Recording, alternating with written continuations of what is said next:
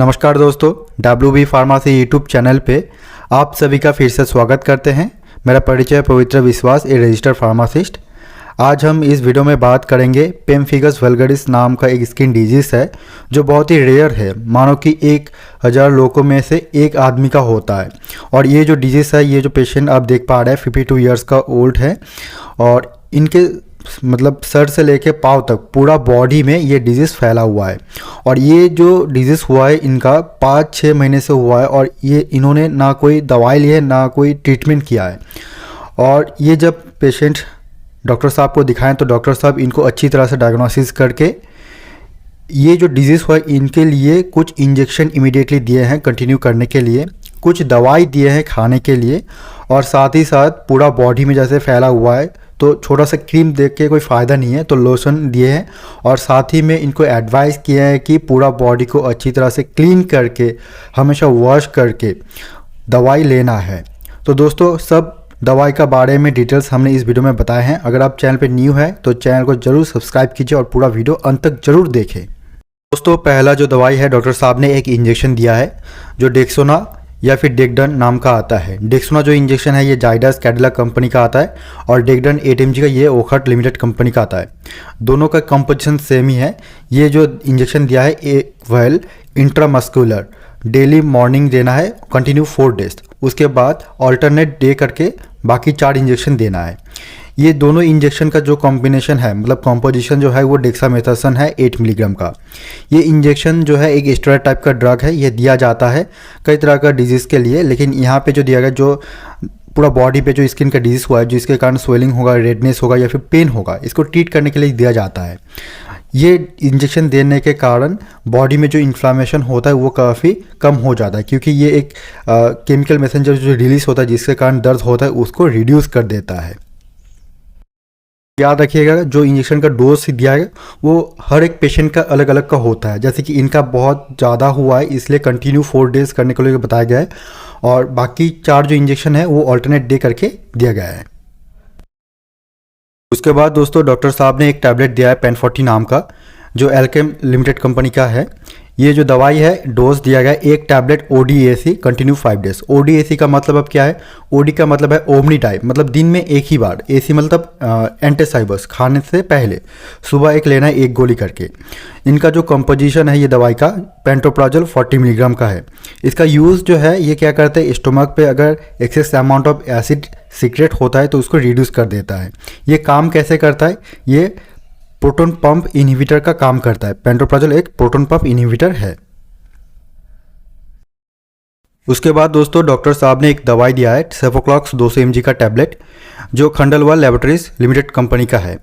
ये दवाई लेने का जो नियम है डोज है एक टैबलेट BDPC मतलब दिन में 2 बार। BD का मतलब बेसिन डाई और PC का मतलब पोस्ट साइबोस, खाने के बाद सुबह एक लेना है और शाम को एक लेना है कंटिन्यू 5 डेज। ये दवाई का जो कंपोजिशन है ये सेफोडॉक्सिन प्रोक्सिडिल है 200 mg का, जो इसका यूज़ है जो बैक्टीरियल इन्फेक्शन को ट्रीट करने के लिए दिया जाता है। दोस्तों याद रखिएगा सेफोडॉक्सिन प्रोक्सिडिल जो है एक 3rd जनरेशन का ड्रग है सेफलोस्पिन ग्रुप का। ये gram positive and gram negative दोनों बैक्टीरिया के अगेंस्ट काम करता है। कैसे काम करेगा? जो बैक्टीरियल का प्रोटेक्टिव कवर होता है जिसको सेल वॉल कहा जाता है, जिसके कारण बैक्टीरिया खुद अपने आप को बचाता है, उसको उस सेल वॉल को तोड़ देगा ताकि ये बैक्टीरिया जो है जो सर्वाइव नहीं कर पाए। और साथ ही में दोस्तों याद रखिएगा जो ये सेफलोस्पिन 200 mg दवाई जो है इसको लेने के कारण कई तरह का कॉमन साइड इफ़ेक्ट्स दिखाया जाता है, जैसे कि रैश होना, नोसिया, डायरिया, ये सब कॉमन है। अगर ज़्यादा होता है तो ज़रूर डॉक्टर साहब के साथ कंसल्ट करके ये दवाई को बंद करना चाहिए, या फिर थोड़ा हो तो इसके कारण कोई दिक्कत नहीं आएगा। दोस्तों डॉक्टर साहब ने एक लोशन दिया है जो सुप्राजेंट नाम से आता है। ये Parker Robinson private limited company का है। ये लोशन देने का जो नियम है दिन में 2 टाइम लोकली देना है जहाँ जहाँ पे इफेक्टेड एरिया हुआ है, मतलब मानो कि पूरा बॉडी में जैसे फैला हुआ है जो स्किन का डिजीज़ है पेशेंट का, तो पूरा बॉडी में लगाना है। लेकिन लगाने से पहले पूरा बॉडी को हल्का गर्म पानी से वॉश करके धो लेना है, उसके बाद ये लोशन को लगाना है। इनका जो कंपोजिशन है जेंटामाइसिन है 0.3% वेट फॉर वॉल्यूम है। एक्सटर्नल यूज़ है इसका। ये दिया जाता है बैक्टीरियल इन्फेक्शन जो हुआ है स्किन के ऊपर, इसको ट्रीट करने के लिए। जेंटामाइसिन जो है ये अमाइनोग्लाइकोसाइड्स ग्रुप का एक एंटीबायोटिक है जो gram positive and gram negative दोनों के अगेंस्ट काम करता है, लेकिन ग्राम नेगेटिव जो बैक्टीरिया होता है इसके अगेंस्ट बहुत अच्छा काम करता है। और जेंटामाइसिन को कहा जाता है ऑक्सीजन डिपेंडेंट एक्टिव ट्रांसपोर्ट। ये काम कैसे करेगा? ये बैक्टीरिया का जो प्रोटीन सिंथेसिस प्रोसेस होता है सेल वॉल के लिए जो ज़रूरत होता है इसको इनहिबिट कर देगा ताकि बैक्टीरिया जो है सरवाइव ना कर पाए। और दोस्तों याद रखिएगा जो ये लोशन जो है जहाँ पे लगाया जाएगा तो वहाँ में थोड़ा इरिटेशन प्रॉब्लम होगा। अगर ज़्यादा इरिटेशन होता है तो डॉक्टर से कंसल्ट करना पड़ेगा, या फिर हल्का सा होने से कोई दिक्कत नहीं है। उसके बाद दोस्तों डॉक्टर साहब ने एक टैबलेट दिया है जो एविल 25 मिलीग्राम का है जो सैनोफी इंडिया लिमिटेड कंपनी का बना हुआ है। ये दवाई का जो डोज है 1 tablet at night and half tablet at afternoon continue 10 days. और इनका जो कॉम्पोजिशन है इसमें रहता है फेनिरामाइन 25 मिलीग्राम। फेनिरामाइन जो ड्रग है इसका जो यूज़ है ये एंटी एलर्जिक मेडिकेशन है। एलर्जिक मतलब रैशेस होना, उसके बाद कई जगह पे rashes, itching problem, irritation problem जो होता है इसके लिए दिया जाता है। ये दवाई जो काम करता है कैसे काम करेगा, जो बॉडी में एक केमिकल मैसेंजर रिलीज होता है जिसको हिस्टामिन कहा जाता है उसको ब्लॉक कर देता है ताकि बॉडी में इरिटेशन प्रॉब्लम या फिर एलर्जी ना हो। और ये जो दवाई है इनका जो कॉमन साइड इफ़ेक्ट्स है या देखिएगा दोस्तों कि सीडेशन प्रॉब्लम होता है, मतलब कि नींद आ जाना ऐसे प्रॉब्लम होगा, नॉर्मल है इसका।